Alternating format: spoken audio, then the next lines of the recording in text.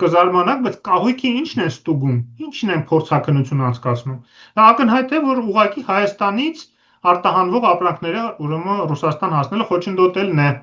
Եվ այդ առումով ես էլ իմ համեստ ուրեմն հնարավորություններով մեր միջազգային բոլոր գործընկերներին պատրաստում եմ նամակ գրել, տեղեկացնել Վրաստանի իշխանությունների ծառայամիտ քաղաքականության մասին, որոնք իրենք կատարում են Ռուսաստանի հրահանգները։ Եվ մյուս կողմից ես կարծում եմ, որ սա նաև խրատ կլինի շատ հայ բիզնեսմենների, որ Ռուսաստանի հետ առևտուրը միշտ խնդիրներ է ունենալու։ Գտեք այլ ուղիներ, այլ շուկաներ։ Ինչ վերաբերում է նրան, որ կարող են ասեն, դե Վրաստանը նույն հաջողությամբ Եվրոպա գնացող բեռները կարող է արգելափակել, ոչ, չի արգելափակում։ Ամենայն դեպս մենք հիմա տեսնում ենք մեկ,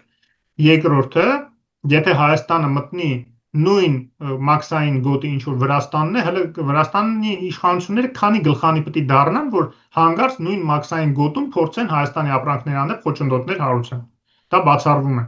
Այսպեսով թե այնպեսով, այսպես թե այնպես մենք պետք է ուրեմն նույն մաքսային գոտում հայտնվենք, ինչ որ Վրաստանը, նաև ինչ որ Թուրքիան, որ նաև այդ սահմանների հարցը վերանա։